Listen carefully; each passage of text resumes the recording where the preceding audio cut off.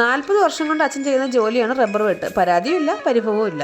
അച്ഛന്റെ വലങ്കയായ അമ്മ ഇടം കൈ കൊണ്ട് മുരിങ്ങയില വെച്ച് കൂട്ടുന്നുണ്ടോ? ഇലക്കറികളും കഴിക്കണ്ടേ വല്ലപ്പോഴെങ്കിലും. പഴുത്ത് നിൽക്കുന്ന ചക്ക താഴെ നിന്നൊരു വവ്വാല് നോട്ടം ഇട്ടിട്ടുണ്ട്. നന്നായി വൃത്തിയാക്കി കറിയാക്കണം, ഇല്ലെങ്കിൽ സ്പൈഡർമാനായിട്ട് വള്ളി തൂങ്ങി അടക്കേണ്ടി വരും. ഈ അമ്മയും ചൂലിനെ ഒരുമിച്ച് പ്രസവിച്ചാണെന്ന് എനിക്ക് സംശയമുണ്ട്. എപ്പോൾ നോക്കിയാലും ഇത് കൈ കാണും. അമ്മ പാചകം പഠിപ്പിക്കാൻ കുട്ടി ഷെഫിനെ കൊണ്ടുവന്നിരിപ്പുണ്ട് കേട്ടോ. ഇതെന്താ അഞ്ഞലും ഉഞ്ഞാല ഇങ്ങനൊരാട്ടം? മുരിങ്ങയില തോരനെ നടുക്കൊരു കുഴി കുഴിച്ചിട്ട് ഒരു മുട്ട പൊട്ടിച്ചഴിക്കാം. ദേ മുട്ടപ്പൂക്കളം. മുട്ടയിട്ട മുരിങ്ങയില തോരൻ. അല്ല, അപ്പൊ കോഴിയല്ലേ മുട്ടയിടാറുന്ന അമ്മ. ഉച്ചയ്ക്ക് ചോറ് കഴിക്കാൻ എരിവുള്ളതൊന്നും ഇല്ലേന്ന് അച്ഛൻ. പിന്നെന്താ, പച്ചമുളകിന് നല്ല എരിവല്ലേ. വെറുതെ കമ്മൽ മേടിച്ച് പൈസ കളഞ്ഞത് മതിയായിരുന്നു. നോൺ വെജ് ഇല്ലാത്ത ദിവസങ്ങളിൽ എരിവ് ഉപ്പും എന്നുള്ള ഒരു കറിയും ഇല്ലെന്ന് ചോദിക്കുന്ന ആണുങ്ങളോട് പച്ചമുളക് ഉപ്പിട്ട് വറുത്ത നല്ല എരിവുണ്ട്, നല്ല ഉപ്പുണ്ട്. ഉള്ളിയും കാന്താരിയും കൂടെ ചതച്ചിട്ടുണ്ടാക്കിയ ഉണക്കമീനും ഉണ്ട്. പോരെ. മുരിങ്ങയില തോരനും പച്ചമുളക് വറുത്തതും ഉണക്കമീൻ വറുത്തതും നെല്ലിക്ക അച്ചാറും. നമുക്കിത് പോരെ എളിയാ.